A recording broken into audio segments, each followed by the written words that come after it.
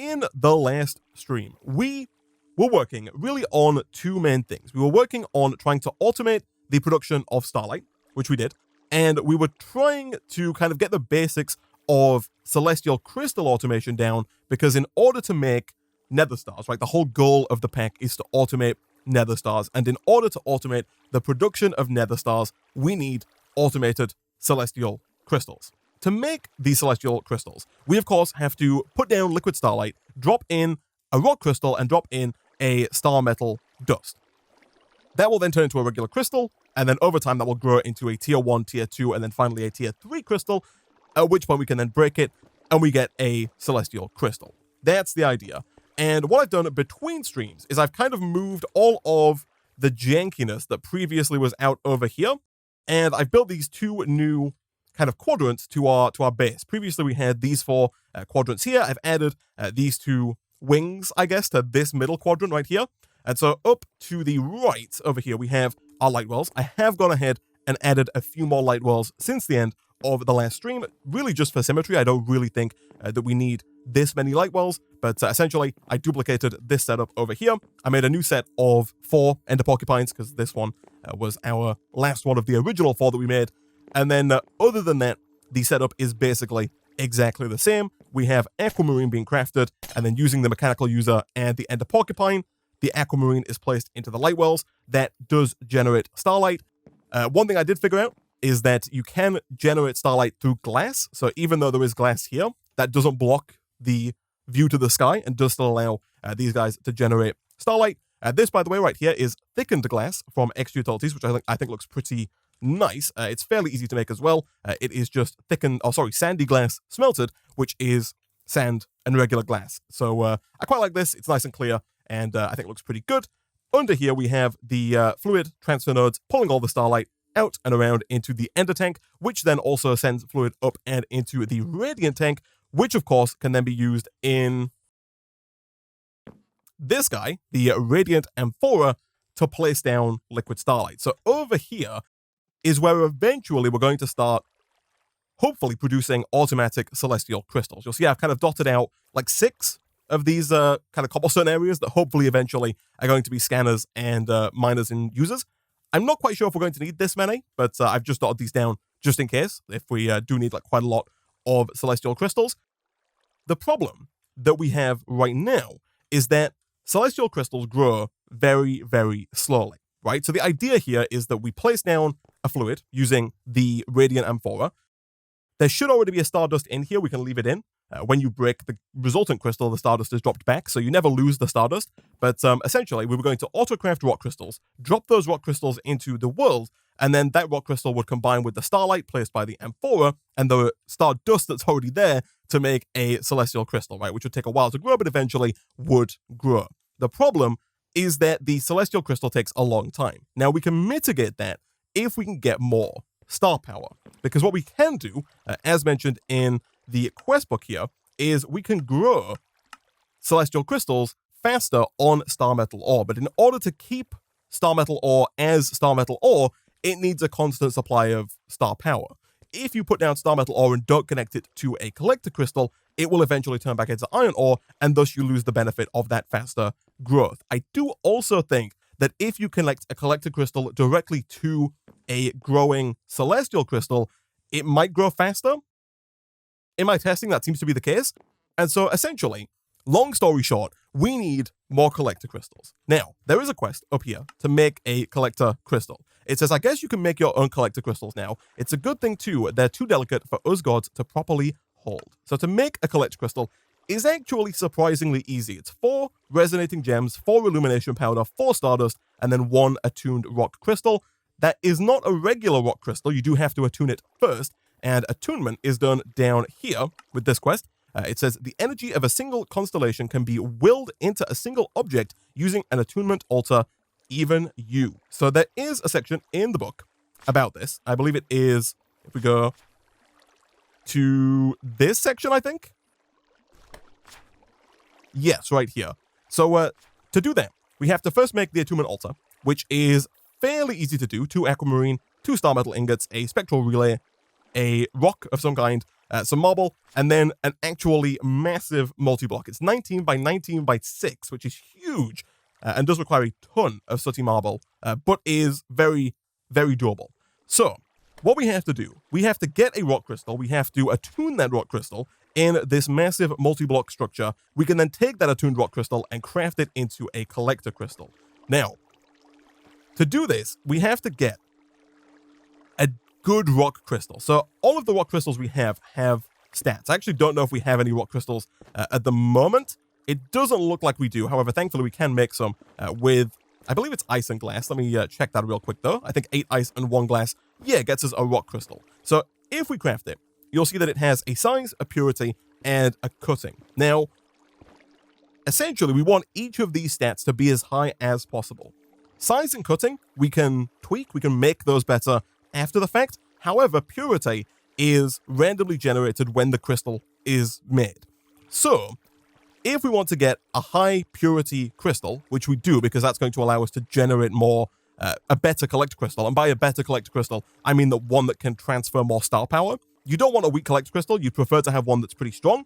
To get one that's pretty strong, you want to have a large size, a high purity, and a high cutting. So, size, you can tweak actually fairly easily. The way that you make a crystal bigger, or increase the number of size, it doesn't actually physically get bigger, to the best of my knowledge, but the way that you can do that is by dropping the crystal into some starlight. So, for example, if we do something like this, and drop the liquid starlight in here, right now this has a size of 233. If we were to drop this in, like so, it does take a minute, but once this is done, it will actually get rid of the starlight. It'll take it away, so we'll know it's done. But once it's done, that number should be higher. It'll probably be closer to 300, maybe a bit above, maybe a bit below, but it'll be close to 300. The maximum size of a rock crystal is 400, which is ideal. Once you have a crystal that's big enough, you can then use the grindstone to decrease the size, but increase the cutting. So we can take the crystal that we have and increase the cutting number by decreasing the size. Once that's done, you can, of course, then take that crystal, drop it back in more starlight. That will once again increase the size of the crystal, which you could then cut again, and you can do that over and over again until you have cutting at 100% and size at 400. Now, the only thing left then, of course, is purity. So, obviously, this crystal here that we have isn't particularly good. It's like a 53% purity. So what we want to try and do is get a crystal with a super high purity, right? Preferably up above 90%. There are ways that you can, like, upgrade a crystal's purity, but they're not particularly great. I believe if you get the size of a crystal up to 100%, up to 400, and then you leave it in liquid starlight, there's a chance that the crystal will split into 2 crystals, at which point there is then, again, a chance that one of the new crystals will have a higher purity than the last one, and you'll see this one is done here. But that is quite slow, and it'll probably take us quite a while to get up to, 90-ish% purity, which is probably where we want to be. And so instead, you'll see this up at 315. If we take this over here, actually, and grind this, you want to be careful here because these do go down quite quickly. You'll see we're already back down at 255 or 225. You don't want to give it too long at all. But you'll see the number here on the cutting is going up at 55, 66. It doesn't take too long. If you do cut it all the way down, by the way, it will just break. So you don't want to do that. You want to make sure you take it off before it breaks. But now we could if we wanted to put it back in the starlight and it would grow again. Hopefully that makes sense. But essentially what we're going to do, we're not going to bother with a crystal like this one with a low purity. Instead, what I would like to do is I would like to automate the process of making rock crystals. In doing so, we can try and weed out all of the low purity rock crystals and instead just take the ones that are high in purity, give those a quick dip in some starlight, give them a quick run on the grindstone, and hopefully very quickly end up with a crystal that is high in size, high in cutting, and high in purity, which we can then attune and turn into a collector crystal. That is the plan. Now, in order to automate the production of rock crystals, we are going to first have to automate the production of glass. Ice we of course have infinite amounts of. Glass, on the other hand, not so much. However, we do, of course, have our system over here that can produce infinite sand for us. And so all we have to do is find a way to smell that sand in a fairly fast manner. Thankfully, there is an electric furnace from Extra Utilities 2, this guy right here, which is fairly easy to make. It does require a star metal ingot. And so we should probably, right out of the gate here, see about getting a new star metal ore. I don't think we have any star metal ore lying around. We don't. It also would appear that we don't have any iron ore either, and so we're also going to have to grab some of that. We do have a little bit of iron dust, but we could definitely do with more. It's actually unfortunate. We only have 3 out of the 4 we need. That is fine. Let's go ahead and start grinding you up there and then grabbing some sand. While we wait for this to finish up, we do also have to get another bucket of lava because, of course, we did use our first bucket of lava making obsidian here. And so what we are going to have to do is, I think temporarily, I'm going to steal one of these light wells here that we're going to hijack and utilize for making another bucket of lava, which might take a second because the lava is pretty slow, especially given how little lava you actually get from each piece of netherrack. Thankfully, though, we do have more than enough redstone now to really get as much lava as we like.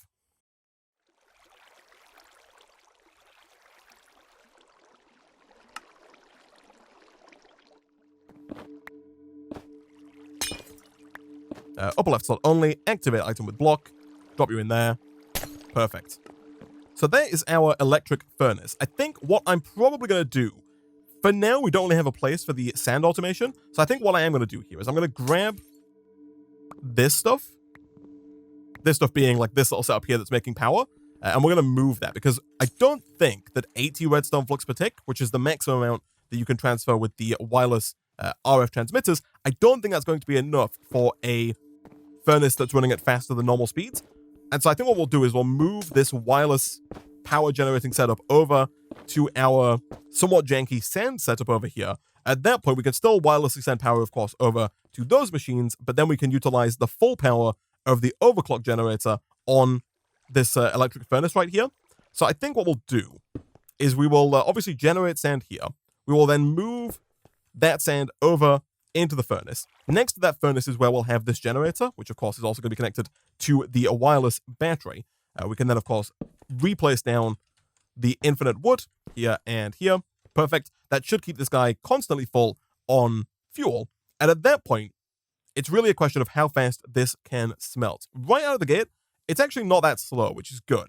I think if we were to go and grab a couple of our speed upgrades, which as of right now are hiding out somewhere. We've got 3 in there, and I think 1 more in here.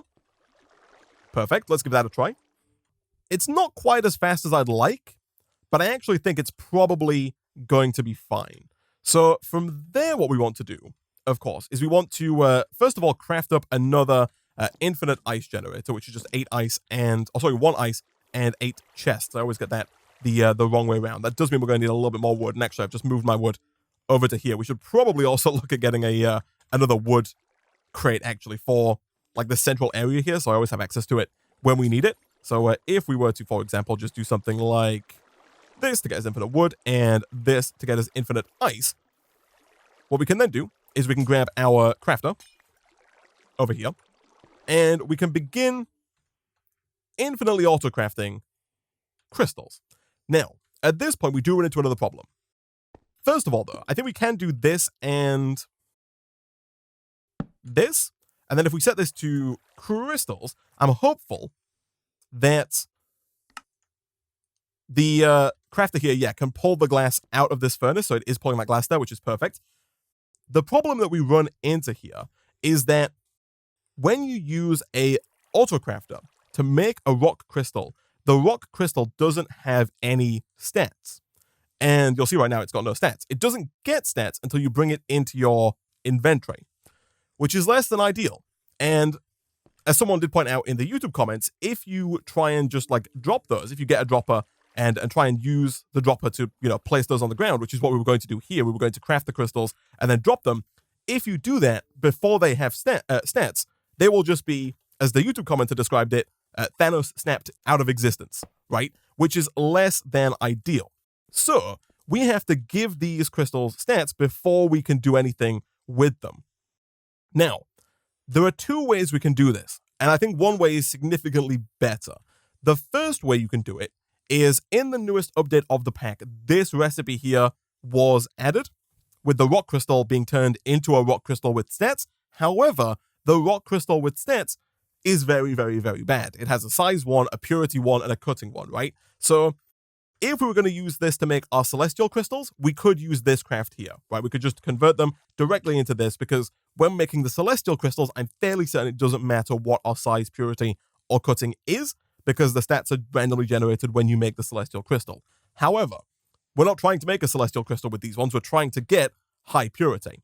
So, for that, what we can use is a nifty little item called the Player Chest, which is fairly easy to make. It requires some Stoneburnt and regular Ender Chest and a resonating redstone crystal. If we make one of these, 1, 2, 3, 4, and then craft that up, of course, into the shard.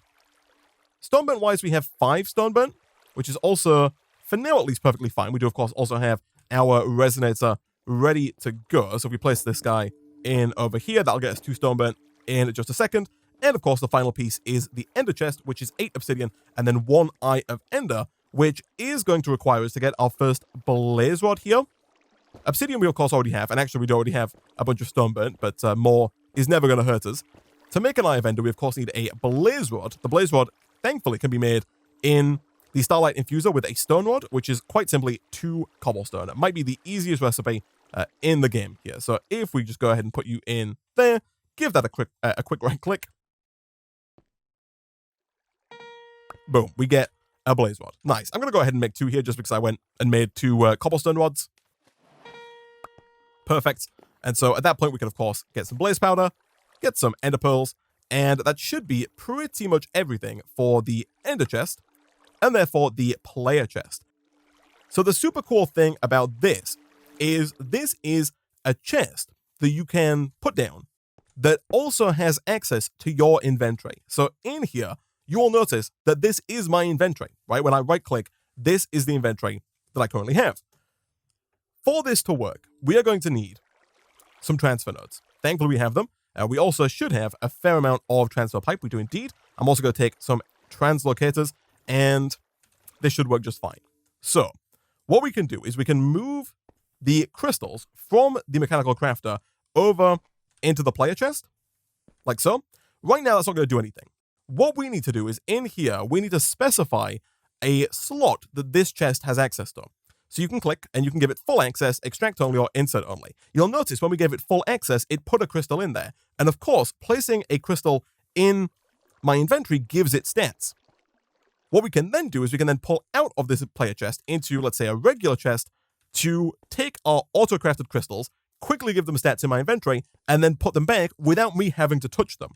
Now, in my testing, item translocators don't seem to work here. For whatever reason, the item translocator pulls the crystal out too fast for it to actually get any stats. And so you have to go with the slightly slower regular transfer node here. But if you do that, all of the crystals that come in are given stats because they all come through my inventory, right? And so what we can do is we can leave this running and later on in the stream come back and just kind of search through all the crystals to try and find one with the highest purity. You know, a lot of these are quite bad, but we've got one with 70 there, one with 90 there. That was probably one we're going to use. You know, we can try and find the ones with the highest purity. We can then take those, bathe them in Starlight, cut them, bathe them, cut them, bathe them over and over again until we have one with 400 size, 90 purity, and 100 cutting, right? Now, the keen-eyed among you may have noticed one slight problem with the current setup, and that is that this chest here can only hold 27 crystals. However, thankfully, there is a super nifty item called the anti-barrel here that is going to allow us to store up to 1,000, and I think 24, but approximately 1,000 crystals. So this guy, made in a very similar way, it has 6 nether brick, which is made from netherrack. We do, I was going to say have some netherrack, but we don't. We can actually make more though fairly easily, of course, with our redstone. So we'll take, I guess, 5 more here to get 6 netherrack. We can, of course, then smelt that up into nether brick, which we'll do over here. On top of that, we are going to need 8 more obsidian, which is actually our biggest problem right now. However, thankfully, we do have a good deal of lava up here. Yeah, 2 buckets worth. So I'll put 1 bucket in over here, not there, preferably in here. And we'll, of course, refill the other chalice as well with water. Hopefully that's going to get us a little bit of obsidian. Let me break and replace this.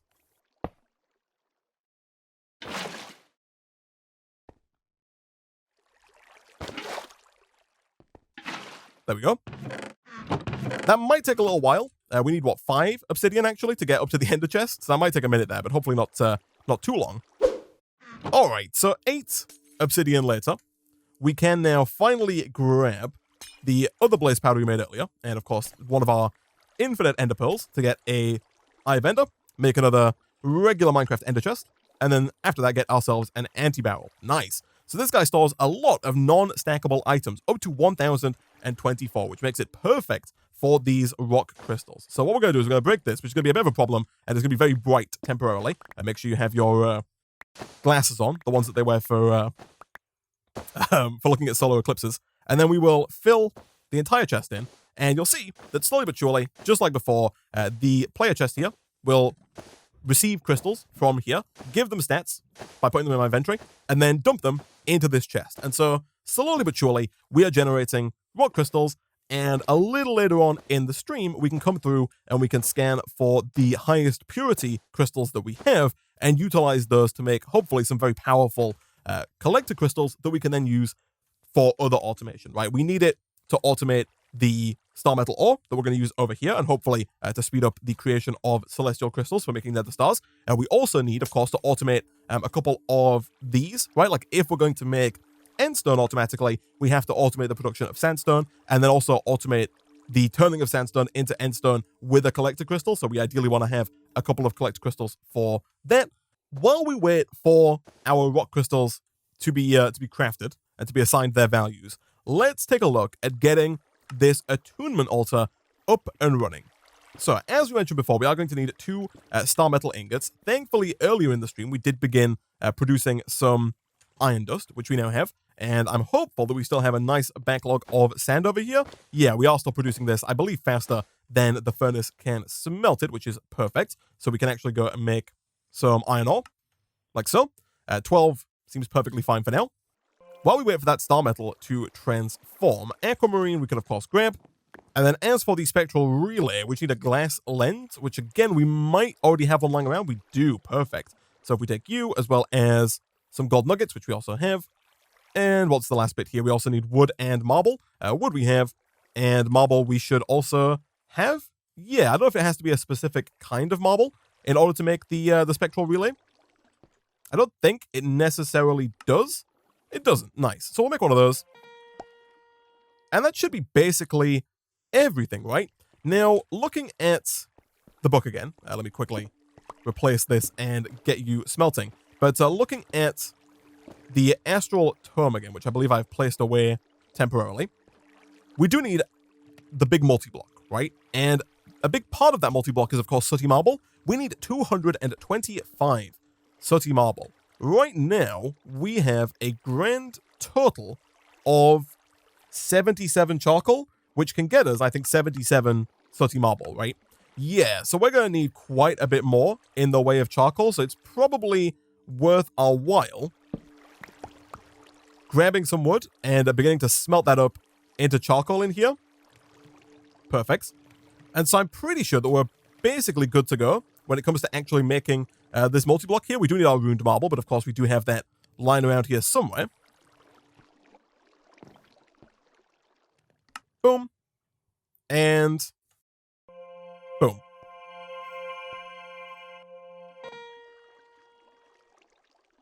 And there we go. That is the kind of, I think, easier part of the Attunement altar taken care of. We now, of course, need that massive amount of sooty marble. We also need 80 marble arch, 4 ruined marble, 12 marble pillar, and 4 marble chisel. Okay, that all seems actually very doable. Let's grab some marble. We might have to make a new chisel here, actually, because our current chisel is on the brink of death, but that is perfectly fine. Let's try and get approximately the right amount here, actually. So I want to get 20 more marble. That gets us 84 marble arch. We'll also, of course, go ahead and get some marble pillars. What else did we need here, apart from inventory space? Ruined marble and chiseled marble. That actually seems perfectly doable. So we'll get some chiseled marble. Ruined marble we already have. And so I think we're pretty much good to go here, chat. I'm going to start working on putting the multi-block down. I think we'll build it over here. Again, going forward, I might build some new kind of higher up platforms. We might even go further up than like this and go maybe even higher than that. But for now, I think we'll build this attunement altar kind of like out here somewhere just to get it down. So the outer edge is basically all ruined marble, with the corners hollow, and then the 4 ruined marble, the pillars, and the chiseled marble. Okay, Yeah, I think the base is actually entirely ruined marble. So now we have the main body of the multi-block built. How much charcoal do we have? We got 191. That puts us almost there at the 225 required. While we wait for this to finish up, there is actually there are two building ones in the pack. There is the building one from Extra Utilities, which is not too difficult to make, but does require magical wood, which requires a bookshelf, which requires books, which require leather, which require rotten flesh, which are a bit of a pain to make. Not impossible, but definitely a little tricky. The easier method, I think, is going to be for us to grab ourselves one of these guys, the formation ones. This is 2 stardust, 3 ruined marble, and 2 purple dye, which is just a lapis and a red dye. Red dye, I believe, is redstone in water. It is indeed perfect. And we actually only need one of those because you get 2 purple dye, I believe, when you craft together 1 lapis and 1 rose red. You totally do. We have the 3 ruined marble. As for the 2 stardust, we actually have 2 in here. So if we grab both of those, we can then head on over to our crafting altar and do something like this and this.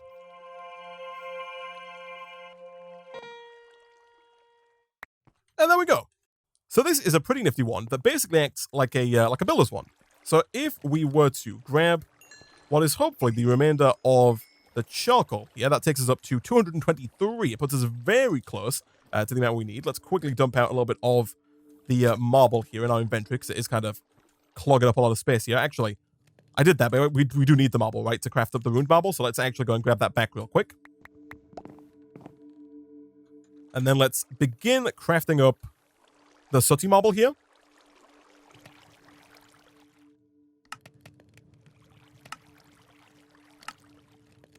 And when we one shy, I think that's right. The easiest way for us to test it is just putting this all back in here.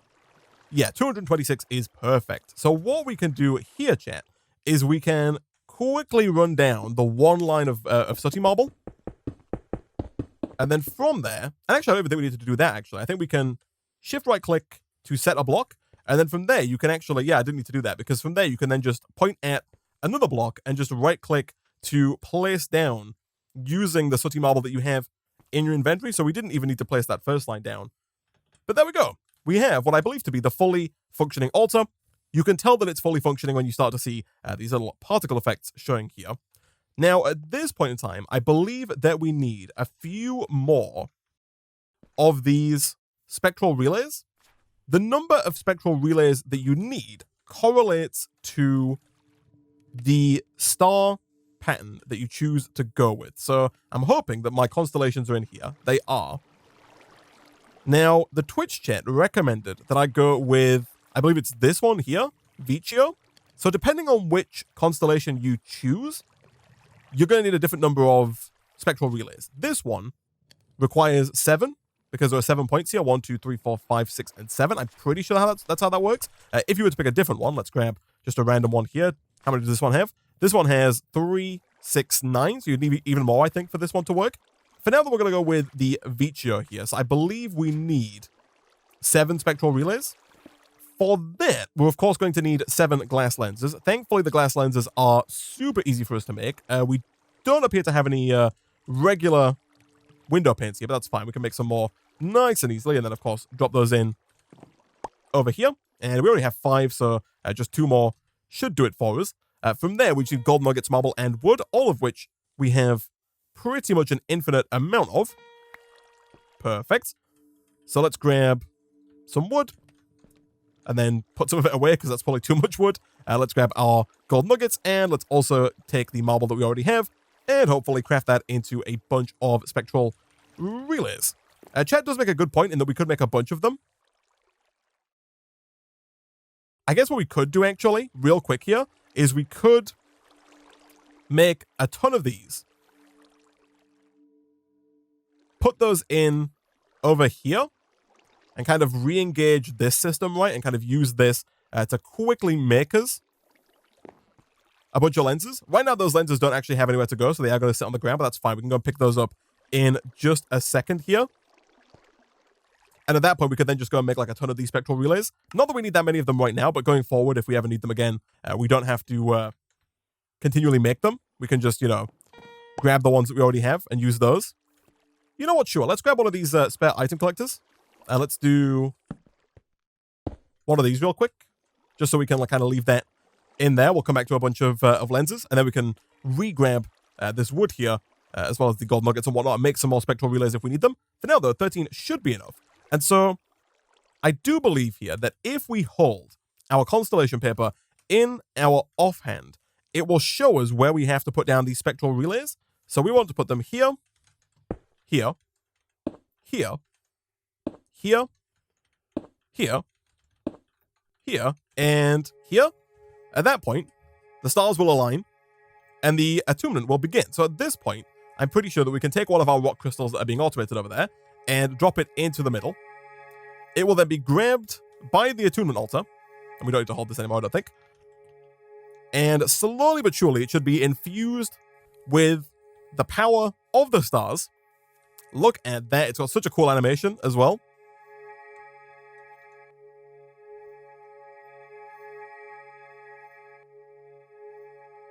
And once it's done, we should have an attuned crystal. You gotta be careful, because if you get too close, you're going to attune yourself, which is actually perfectly fine. We're quite happy attuning ourselves here, but if you do stand too close like this, you will be pulled into the middle and it will begin spinning you around.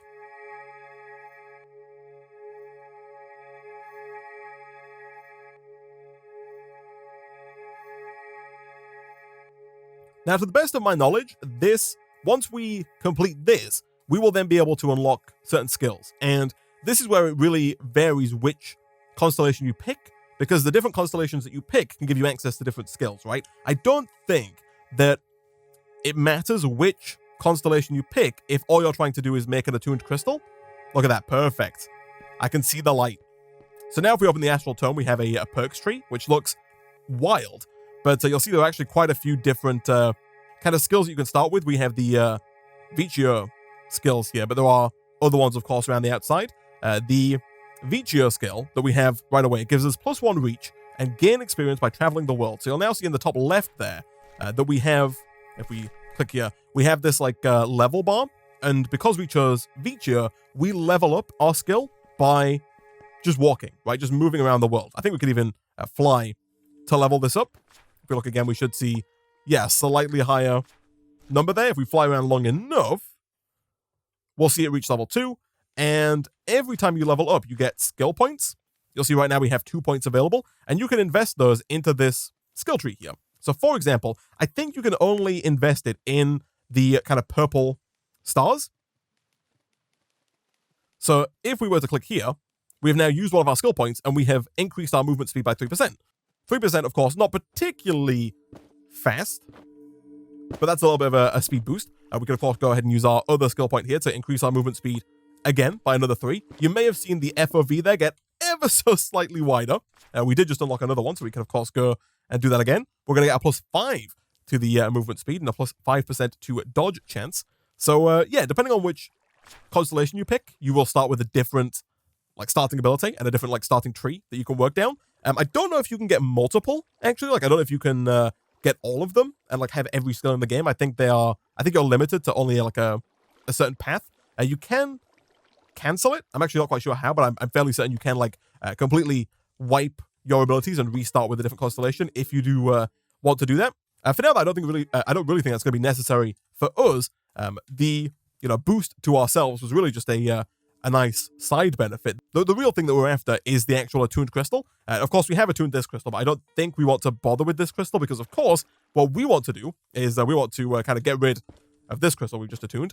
Instead, we want to find the best crystal out of the 370 that we have over here. And I'm not quite sure why that's... Oh, we've got charcoal in there somehow. I have no idea why charcoal ended up in there. But we want to find the best crystals out of here and then attune those to then make into collection crystals. So, I think what we're going to do is we're going to grab a new chest. And that's kind of going to be the home for our best crystals. Because I want to take a quick look through here and try and find the best possible crystals and then move those into here. I'm also going to temporarily, I think, dump my entire inventory. So let me get another chest here. And I'm going to put most everything away just to give me a bit of space to work with here. So if we just dump like all of this temporarily into this chest, we of course need to leave that crystal there because that can't go anywhere. And we can put you in here for now. But let's see if we can find the best crystals here. So I think, really, I probably will take anything above maybe like 85%. It really depends on... We can obviously lower our standards if we don't find a lot, but like 90 is perfect. The good news is they do get instantly replaced here, which is perfect as well. Okay, so we now have an inventory full of pretty good rock crystals here. I'm going to throw some of the sub-90 ones into here. We actually got a lot more above 90 than I was expecting. We even got a 97 and a 98, which is really nice, as well as quite a few others as well. And so we'll leave this chest here to be kind of the place for those kind of like high 80s that we found. And I will, for now at least, also put most of the 90s into their own chest as well. We'll put like a 90 chest down in here. And we're basically going to take, I think, the best one that we have, which I believe is a 98. And we're going to try and make this into almost a perfect crystal. So what we're going to do now, chat, is we're going to put down some more Starlight right here. And we're going to begin getting the size of this up. Once we have the size up, of course, then we're going to grind it and we're going to grow it. And hopefully, over the course of the next little while here, we can get this 98% crystal up to size 400 and cutting 100, at which point we can then look at actually turning it into a collector crystal. Okay, so we have this up at size 400, purity 98, and a cutting 100. However, in the time it took us to get this, the Twitch chat has convinced me that it's probably going to be in our best interest to do the thing that I wasn't going to do today, and that is to try and actually get the purity up. Because we're so close to 100%, if we put this back into Starlight, this should eventually split into two crystals. Those two crystals are not going to have a size of 400, and they're also not going to have cutting of 100, but they are going to have anywhere from the same purity to a higher purity. I've been told that when a crystal splits, the size is randomized, the cutting is randomized, but the purity will be anywhere from 0 to 7 points higher than the crystal that originally did the splitting. So once it splits, we're either going to have two crystals with 98, or we're going to have two crystals with variable numbers. I assume it's random for each crystal, but it's possible we could get one with 99, could get one with 100. Once we get a crystal with 100 purity, we can then just continually split that crystal over and over again to always have crystals with 100 purity, at which point we can then look at, just growing those crystals and cutting those crystals to always have like the best possible crystal going forward, right? To make as many like perfect collector crystals. So this has split. Let's grab both of these. We have 98 and 100. Nice. So we do have a 100% purity crystal. The size is very small, 38. However, of course, we can continue to do what we've been doing here and dropping it in Starlight to bring that size up. The cutting is quite high. So we'll probably try now getting this up to a nice high size, cutting it down to get the cutting up, and then dropping it in again until we get back up to 400. But it really shouldn't take us too long here to get up to size 400, purity 100, cutting 100, which is the perfect rock crystal, giving us the maximum amount of star power once we turn it into a collector crystal. All right, chat. We have a size 400, purity 100, cutting 100 rock crystal. So, I've been talking to the Twitch chat, and I think in the next stream we might look at trying to automate the kind of duplication of 100% purity crystals. The size and cutting is going to change, but I think we can potentially automate the duplication of that 100% purity, and then from there getting the size and the cutting is easy enough, right? It does require a little bit of work, but should allow us to get multiple of these perfect crystals. I'll probably, between streams, try and get... I'll duplicate this crystal again, we'll let it split, and we'll get it up to 100. And then between streams, I might do a bit more work on getting a few of these size 400, purity 100, cutting 100 crystals. That's going to make it easier for us to automate getting more in the future. For now, though, if we take this one that we do have, and we bring it over here, we should now be able to attune this crystal by dropping it in over here. That is, of course, going to make it ready to be turned into a collector crystal. Not quite sure why, but for whatever reason, if you try and type in collector, it just doesn't work. You have to type in crystal, and then you can see the collector crystals. This guy is now attuned. Perfect. Over here, how are we doing? We are pretty much done. Perfect. I do believe that we should have, and by should have, I mean definitely don't have, any of the the illumination powder? I really thought we did. Thankfully, it's actually extremely easy to make. 1, 2, 3, 4, and 1.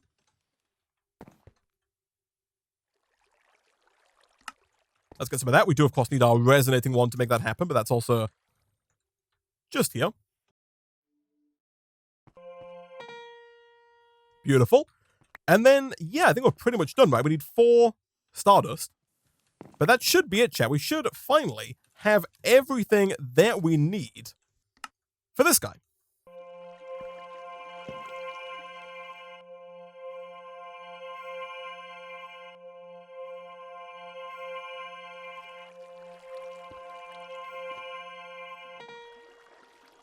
And look at that. We have our very own collector crystal with size 400, purity 100, and cutting 100. That is, I believe, the best collector crystal we can make without it being a celestial crystal. You can get celestial crystals. However, getting these up to purity and cutting 100 would be much more difficult because unlike the rock crystals, we can't just make a ton of... well, we can make a lot of celestial crystals, but it takes a long time, right? The reason that it worked for us here and the reason we got up to a max statted rock crystal so fast is because we could just mass produce rock crystals and hope for, you know, getting a high percentage purity, right? The time it takes us to make celestial crystals over here with this setup that we're going to come back to, of course, now that we have this crystal, in the next stream we can start looking at making them, but the time it would take us to make, you know, 600 celestial crystals would be unfathomable, right? It would just take too long. But yeah, so we now have, chat, a new crystal, which is perfect. We will, going forward, be making yet more of these. We're going to try and get, of course, more of those purity 100, size 400, cutting 100 rock crystals to make many, many of these. Now we can basically put these down anywhere and have access to star power, meaning that we can start looking at automating the production of endstone. At that point, we're basically good to go, right? We have glowstone automated. We have the ability to automate vibrant wood fairly easily. We have the ability to automate radiant quartz very easily because we have the quartz automated already. And then at the beginning of the next stream, we're going to look at using this crystal to hopefully speed up the creation of celestial crystals. And so it's possible that by the end of the next stream, we might have nether stars automated, at which point we can then, of course, finally start looking at these challenges here, which, again, I really don't think are going to take us too long whatsoever. Might take us a little while to get the rainbow generator, but for now, guys, I'm going to go ahead and wrap up today's stream there.